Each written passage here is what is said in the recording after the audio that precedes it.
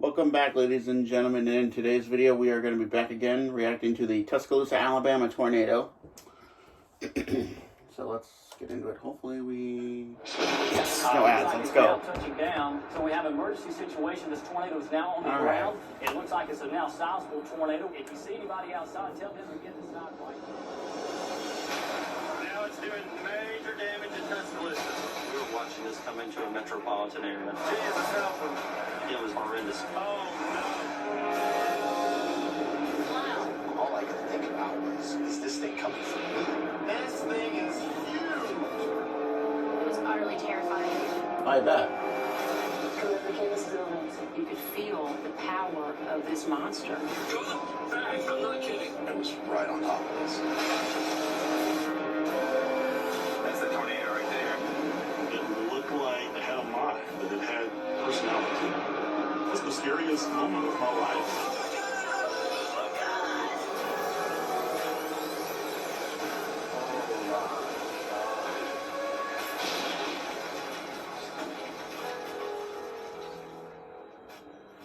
Alright.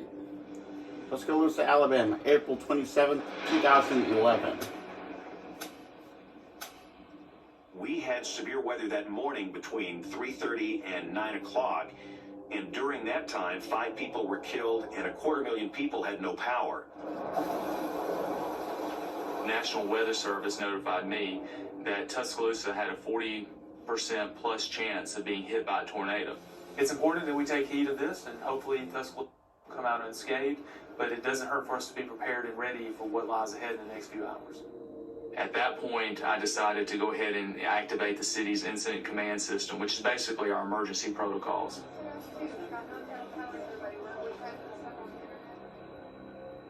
I love working in the emergency department because you have the opportunity to take care of people. It was a typical day in the emergency department, typical patients that we get every day. One of the paramedics mentioned that bad weather was coming in. One of the nurses and I walked outside and it was a beautiful day. The sun was shining. The problem we were facing was the fact that the sun popped out. And then you had a lot of people saying, well, everything's going to be okay. This is the kind of stuff where we really ask you to pay attention. The fact that the sun is out is the worst possible thing because that makes the air more buoyant and unstable. The temperatures continue to warm. The instability increases, and again, a lot of the severe weather parameters are just off the charts today. Looking at the data, we have a checklist of about 64 parameters that you need for a tornado. We had about 60 of the 64, they were just screaming, almost in extreme range. Any of these storms could erupt and go severe in a heartbeat. All of a sudden, the atmosphere just started changing, the wind picked up, got dark. We knew we had something big coming. Oh, yeah.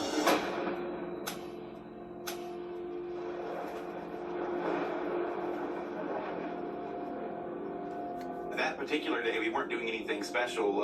We'd actually had a couple of days of thunderstorms, and a very good friend of mine, Josh, had been shooting.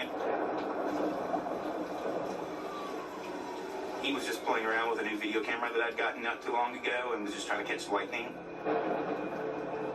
We have seen some of the stuff on the news about, potential tornadoes, but that's kind of something that we get almost every single day during the summer. So it wasn't really something that we really fretted too much about. Always pay attention to the weather. I went to go out to the front yard, and I looked towards the front of my house where I saw my friend, and he was like, look right over there. Holy. You could just see movement and velocity. We knew that there was something going on around us that wasn't normal.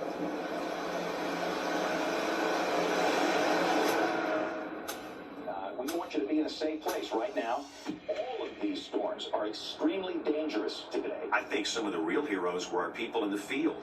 If we just showed radar, for a lot of people it looks like a bucket of spill paint.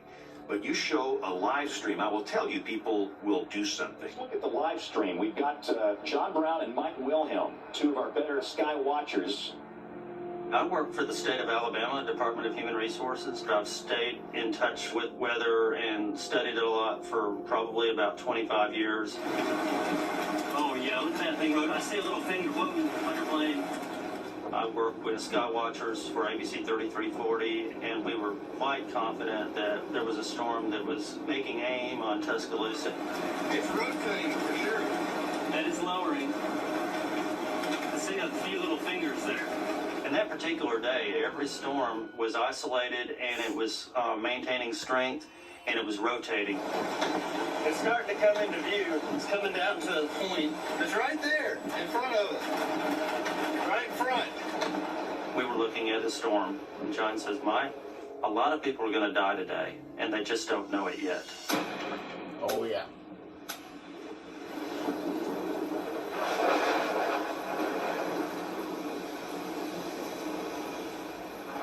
I am a student at the University of Alabama studying journalism.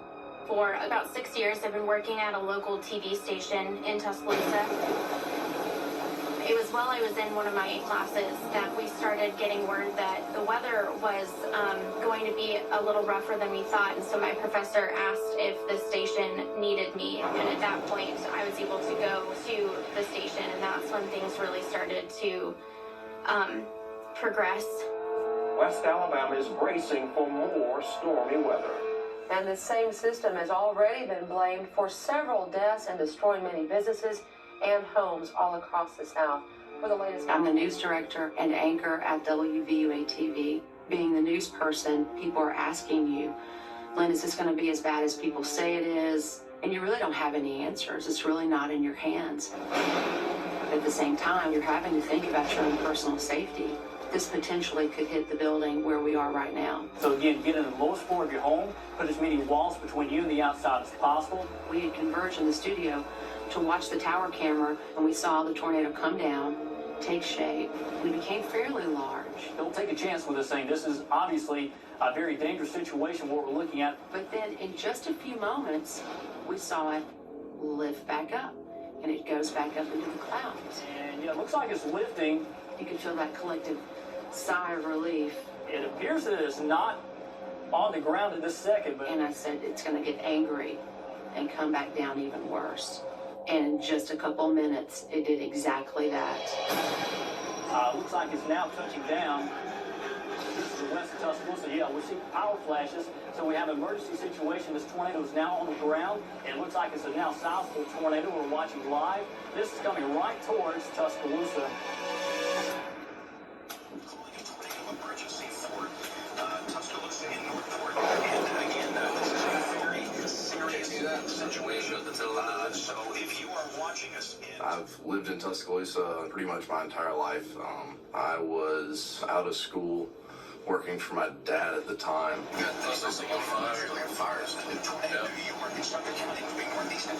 probably is a fire. It's a light north. I had one of my friends, Nate Hewitt, with me. Oh my God, look at that fire. And again, it looks like that is raging. The storm was pretty bad, and so we had actually left work a little bit early. I wish this chase was Coldplay. Personally, driving, I couldn't see the storm that well. However, after the trees move, it becomes apparent that the storm is coming directly at us. Holy. They're freaking good. That thing is massive. We need to go faster. It's coming right at us. Keep straight, keep straight. Never in my life will I see this again. Where we were sitting on the interstate, having no idea where the storm's actually going. I didn't really realize the severity of the situation. You can see debris in the air. That thing is half a mile wide. Once I actually looked over, I didn't realize that we were nearly as close as we were when it was right on top of us. We need to go that way. It's fine. Go the back. I'm not kidding.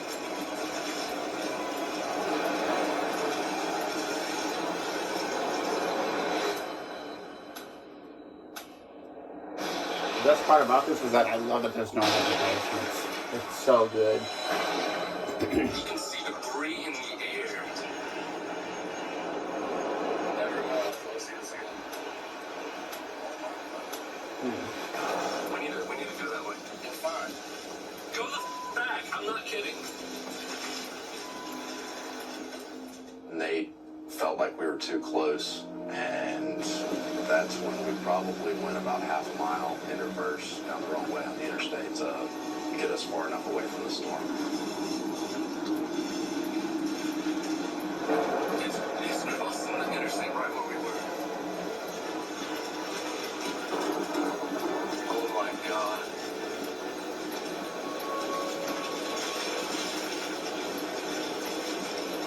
It became apparent as to exactly how much damage was being done. You can see huge debris.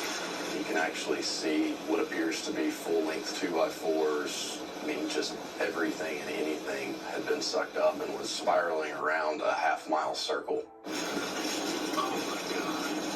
The thing's destroying everything. It's going to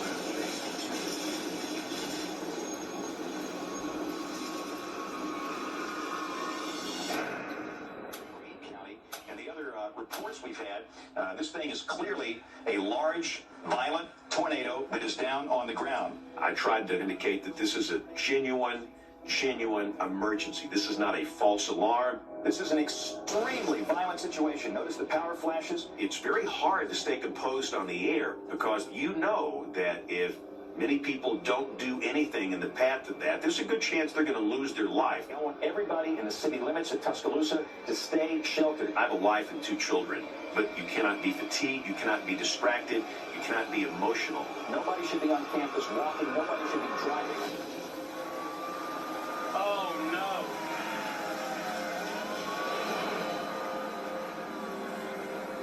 This was different on a lot of levels. You don't normally see a very clearly defined funnel like you did with that tornado.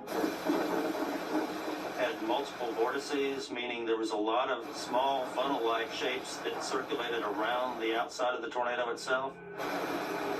Debris everywhere. Now it's doing major damage in Tuscaloosa. As we were standing there, we were watching this come into a metropolitan area. No, it's going to destroy a big chunk of Tuscaloosa. Jesus, help. Help me in safety. Please. It was just obvious it was a horrendous situation.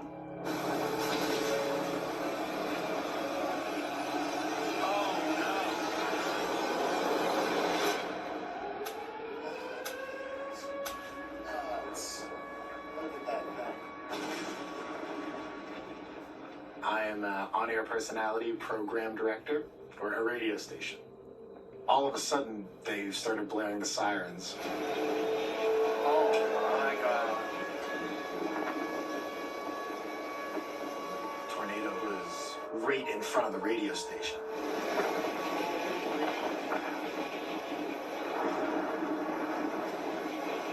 Look out at this cloud of black dust that just goes all the way up to the heavens. This thing is huge. It is huge. It was breathtaking.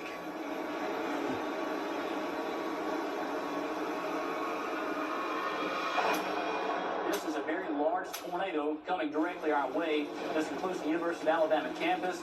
If you see anybody outside, tell them to get inside right now. The majority of people who were gathered in that studio, Tuscaloosa is home for them. This is coming right towards our television station. You could feel the power of the fear just radiating from people. You want to get everybody out of the hallway and into our studio if that is a possibility, because this is definitely a life-threatening situation. We just all huddled underneath our news desk, and it was people that were working at the station as well as people that were just grabbed from outside in the hallway and told to come in. It was really utterly terrifying.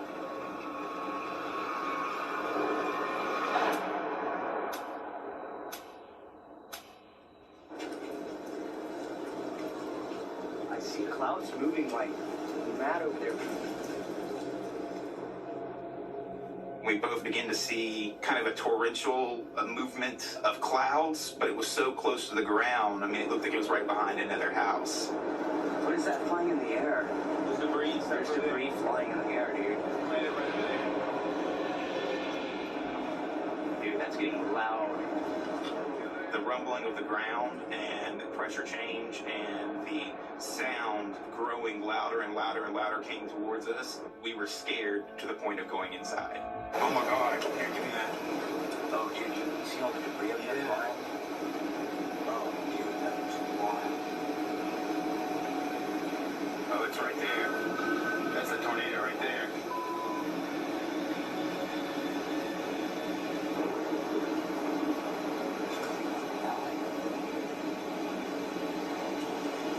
Might want to go down to the beach. Yeah, let's get downstairs. As I turn around away from the door, I see my tree disappear. I said, all right, it's time for us to go downstairs and get to a safe place. I grabbed all the couch cushions off the couch and threw them down there, and then just kind of laid on top of those couch cushions and put them behind me and laid on top of my friend.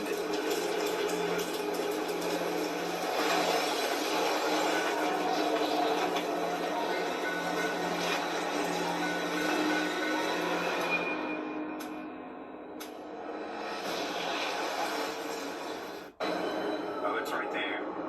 That's the tornado right there.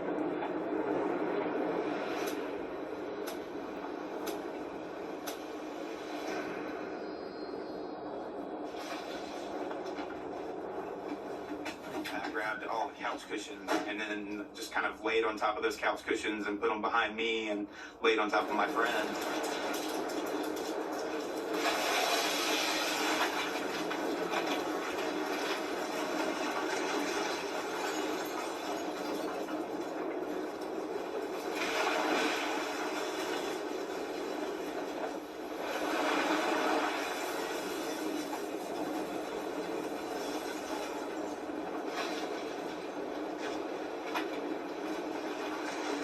Oh my God.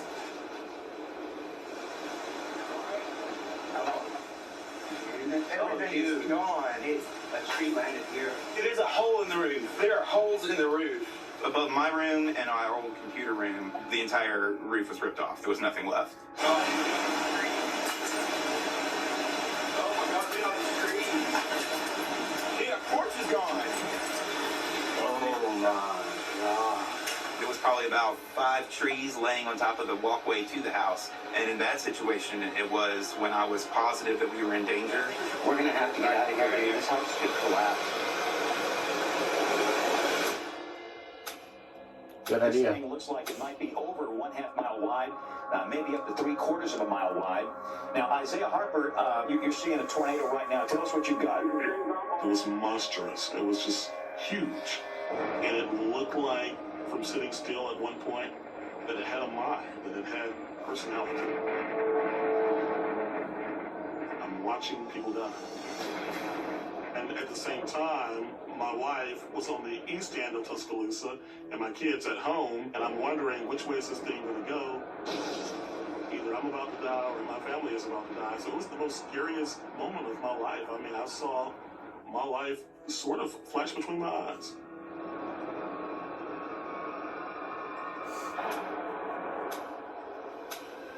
Holy crap, guys. Oh my gosh. Wow.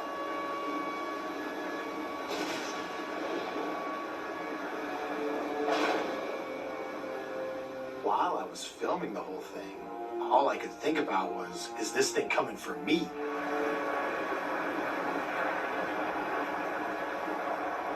Oh my God. It looked like it was kind of making a turn for our direction. Everybody get inside. So we got back inside. And then the station went dark. All we were left with was a giant black cloud that was staring at us. Oh my God.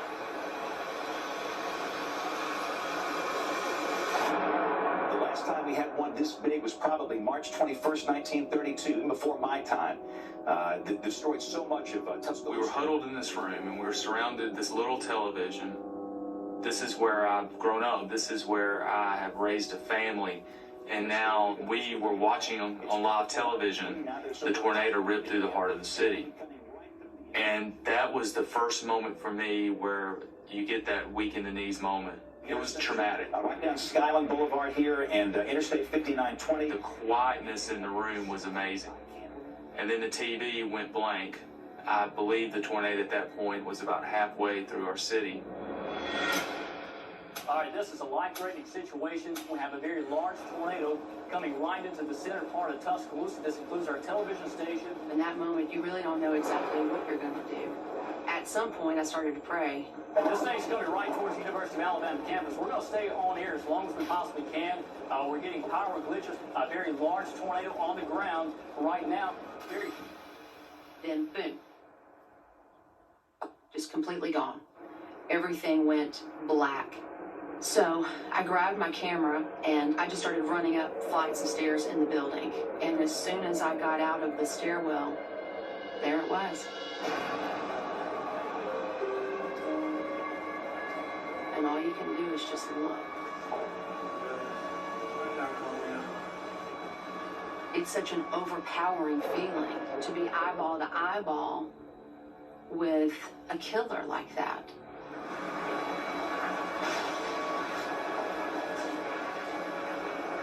Some irritation, some debris. Some of the case buildings.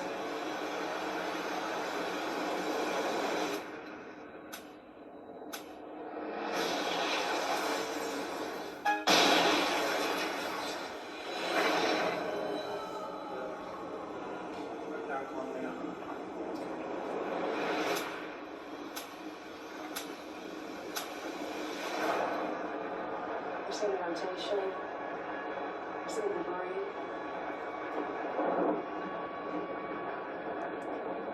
It's such an overpowering feeling to be eyeball to eyeball with a killer like that.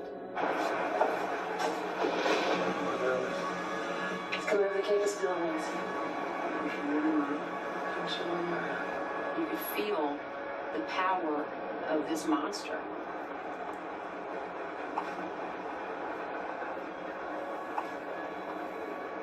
And when it came dangerously close, I ducked back into the stairwell and just started to pray.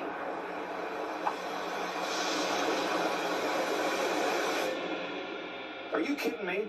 Nobody should be out there. You had two really important facilities close to the tornado path. One was DCH Regional Medical Center. That would be the ultimate disaster if a tornado took out that hospital.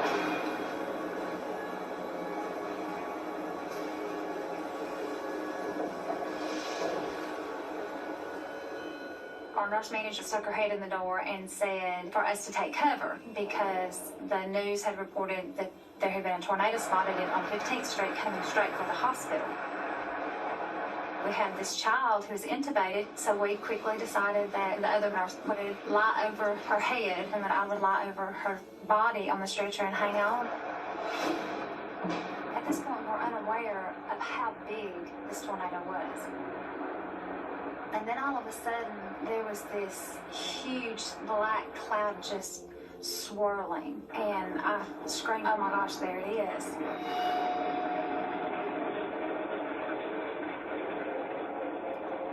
It came so quickly, and it was just so huge.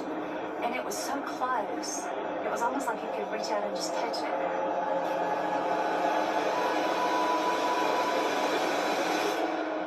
It was there. And then it was gone. And the sky was clear again. It looks like the tornado is beyond the range of the Tuscaloosa Sky Camp, so it's moving away from the city. But again, I would say for about the next maybe 15 minutes, I would stay sheltered until we can come out and assist the Navy. Oh my God, look at that right underneath. Oh my God, look over there. Probably the biggest obstacle was all the debris. There were whole trees down the road and 2x4s and signs. At that point, I think everything kind of became surreal. I can't even recognize this place, and I've driven, I'll be honest with you. We can't get there. The area we pulled up to, it was about a block and a half away from where I work and had been just a couple hours before. And it looked like an absolute war zone. There was nothing left except for a few power poles that were broken off. Houses were completely laid out over 30 or 40 feet, and there was nothing truly left of them. Get in. Come on. Oh my God. Are you all right? Hey, are people okay? I don't know. I can't. Can I use your phone? Yeah. My phone. Oh my God. It just went right through. What number? It just went right through the city. No, why so much? I can't call nobody. Oh my God. Actually, I'll try to. Yeah, I'm leaving the stuff. I'm leaving. What? It was I'm screaming here. And I hear people screaming. When she said that she could hear people screaming for help, I think that's when we got out and we started trying to help. We gotta keep like there's tons of people out there. I know. I can't. Oh my God. Oh God. Panic attack right there.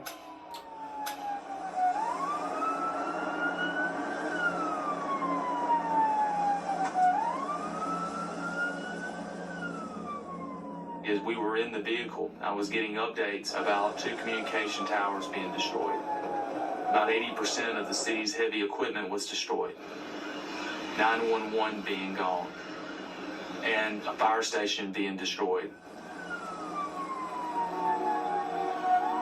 You would have entire houses that were blown off the foundation. You could see trees stripped of their bark. Most of the trees, in many cases, were just completely uprooted and tossed somewhere else. Cars tossed around like toys, crumpled up into balls like a piece of paper. A lot of people described it like a bomb went off, only over a long swath. Trees are blocking roads. There's no information. Cell service is dismantled. To see what that beast did to this city was unbelievable. I saw people just emerging, people with cuts, bleeding, impaled objects. They looked to me almost like zombies. I kind of describe it as an unraveling nightmare because we saw the landscape totally changed. It was unrecognizable. I was never really concerned about where I lived because I hadn't heard anything about Alberta or my apartment. Isaiah, tell us where you are and what you got. James, I'm on 13th Street. I'm standing right here in the parking lot. Those businesses are no more. They have been completely leveled. It's a complete disaster here, James.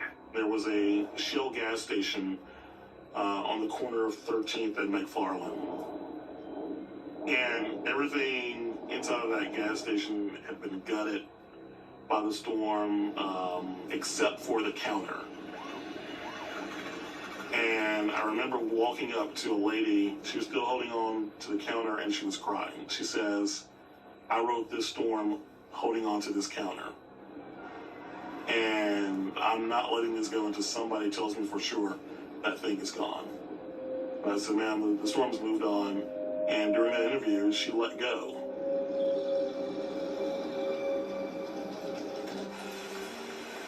I'm just hoping the neighbors are all right, man. I know they had all those kids over there.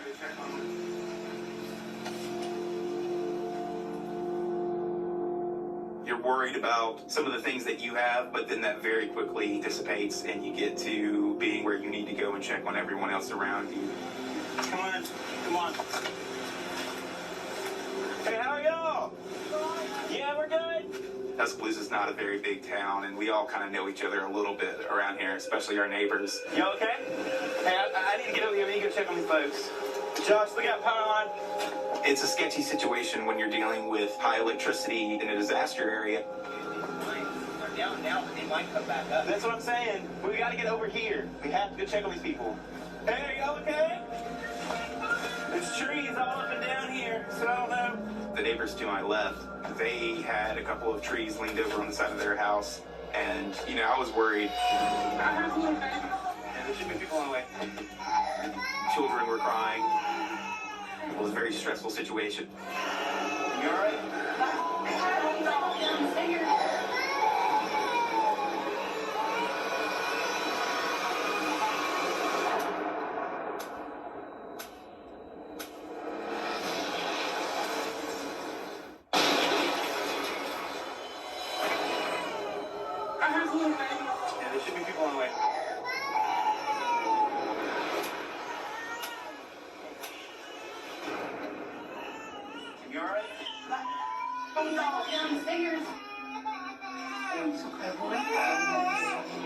neighbors to my left, the daughter had fallen down the stairs.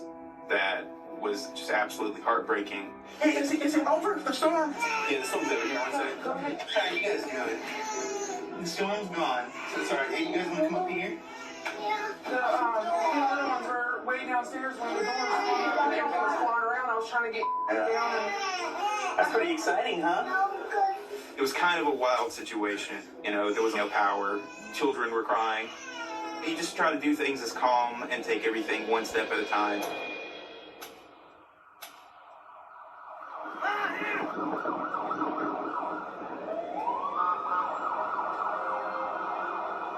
I remember the first one we got to was an elderly lady, and the exterior bathroom wall had fallen over and just basically encased her in the bathtub. We went and just pushed the wall up and helped her up, and then me and Nate saw a little girl standing on a pile of rubble that used to be her house, and she was just standing there crying for her mom and her sister. We heard the sister first, found her after a few minutes of digging, and we could hear the mom calling. We wound up having to tear a door off of some of the debris and used it as a backboard to carry the mom out to an ambulance that was there.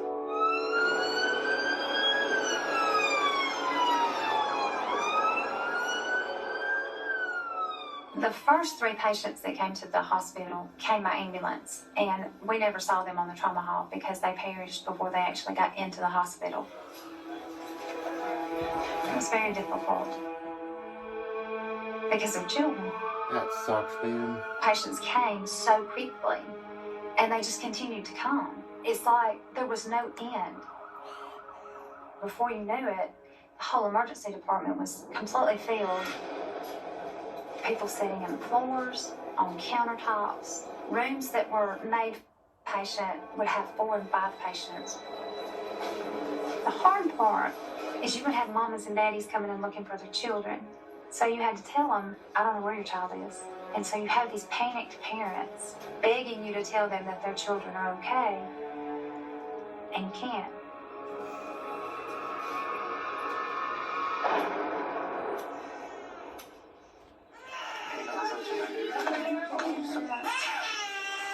He's terrified. I'm sorry.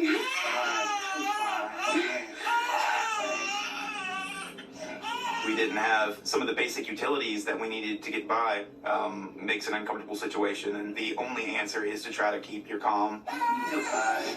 I just grabbed him as quick as I could. That's cool. He's not bleeding or anything. He seems alright. Okay, calm down, buddy. We got her out, okay? She may have a concussion, but we got her out. Now I spent about an hour or 2 getting them set up in an uncomfortable position and waiting for the ambulance to show up. Unfortunately, that little girl who had fallen down the stairs ended up developing some bad pneumonia from that night and passed away.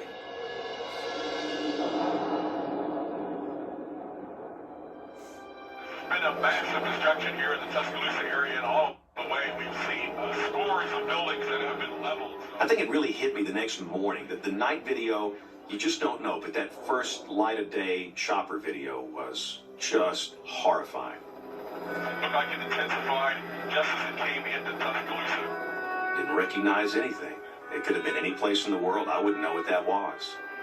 Even though I've been doing this for 36 years and I've worked through many tornado outbreaks, this was the big one for me. This is certainly one of the worst tornadoes that I've ever seen.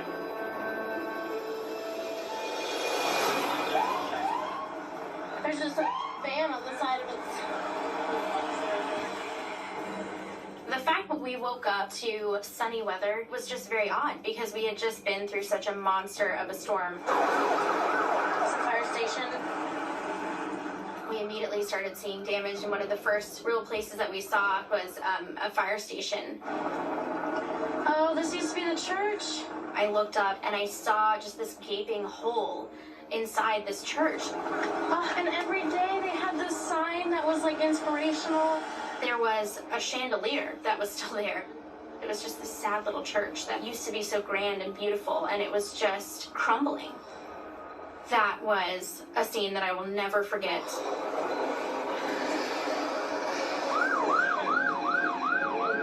You would hear someone screaming a name and just looking to see if they could find their loved one.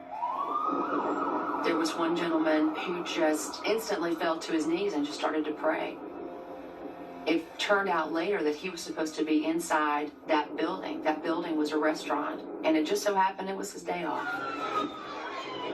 I did see some people who were pulled out that didn't make it, and there were also some people that we felt like we could hear calling for help, and we dig down and we can't find them. There was this young college boy who came in, and he had some really significant chest trauma and head trauma.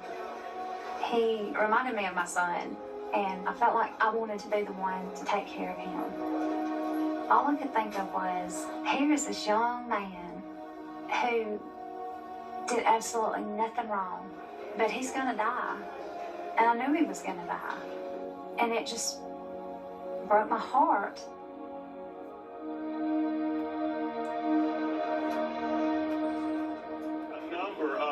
College students from the University of Alabama live down there. I actually talked with one. She told me that she was in her bathroom when that tornado came through. She says only the bathroom was left standing in their house, and thankfully, as we were out there, there was a woman who said the storm blew her newborn baby out of her arms. Somebody heard a cry in the rubble, and she was determined that was her baby. We were all out there, we were digging and moving the bricks with her. But then our hearts dropped when we got to the source of the cry, and it was some kid's doll that had a crying mechanism in it.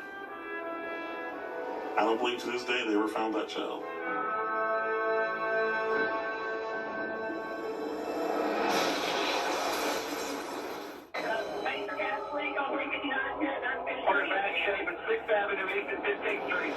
The energy level seems to be pretty low today. You can tell fatigue is starting to set in with some of these people who have lost everything. A few people. Now we're doing stories about people who are still missing. And I did a story of little Michaela Edwards. She was a sweet, precious little 4-year-old girl. And she's with some of her family huddled, trying to hold on to some plumbing to protect themselves from the storm. Edwards says the rest of his family survived by hovering in a bathtub. And all of a sudden, 2 of her family members are okay, but they can't find little Michaela. Family and friends searched this area around the clock. We went to the VA hospital, and where they was, bringing bodies in from the tragedy that happened. And she was there. She was there, and she was gone. Having to report that after holding out some hope that she may be found alive, I was really sad.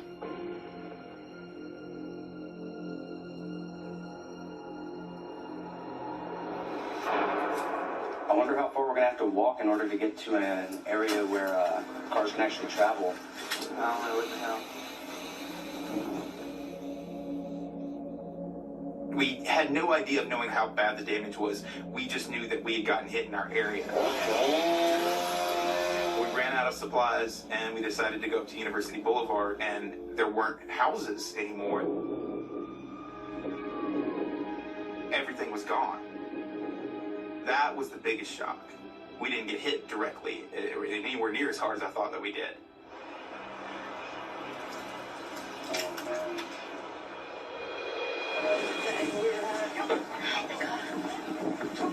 This was the office. As we had gotten closer and closer to my apartment, we saw a building standing there. Oh my god. Oh, there's someone in it. I just kept thinking, I am so lucky. I'm going to be able to get my things. I mean, we were celebrating. No, that's the bottom.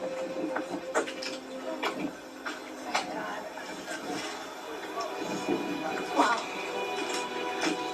We were not actually seeing my apartment. What we were seeing was my downstairs neighbor's apartment, and I was on the top floor, and the top floor was completely gone. It was just from on top of the world to it's worse than I ever thought. I don't know what to do. For a while, I kind of bumbled around in the debris. Kitchen. stuff was just everywhere. It was just devastating. I kept looking through the rubble. Oh my gosh, my grandma's pearls. Oh my God. And at one point, we find my grandma's pearls that she had gotten me. Wow, they're perfect. Oh, there's jewelry there? Not all of it, but there's some. And so that was a moment that gave me a lot of hope. Like, I could move on from this because I was getting little pieces of my life back. The tornado was down for about 80 miles. It's approximately at the widest point 1 mile.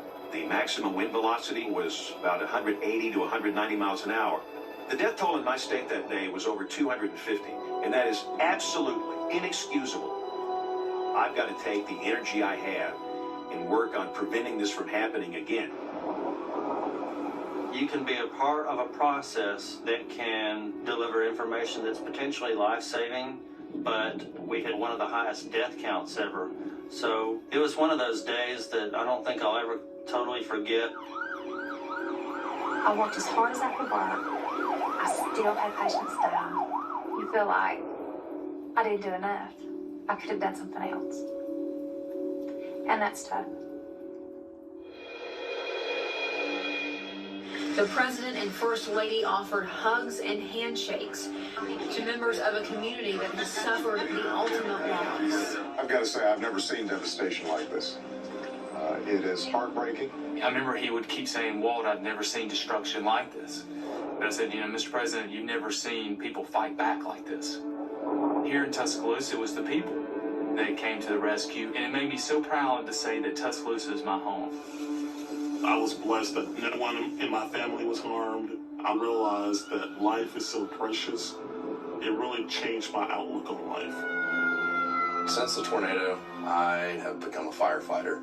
Being able to give back to my community in the weeks after the storm gave me a direction for what I wanted to do for my life.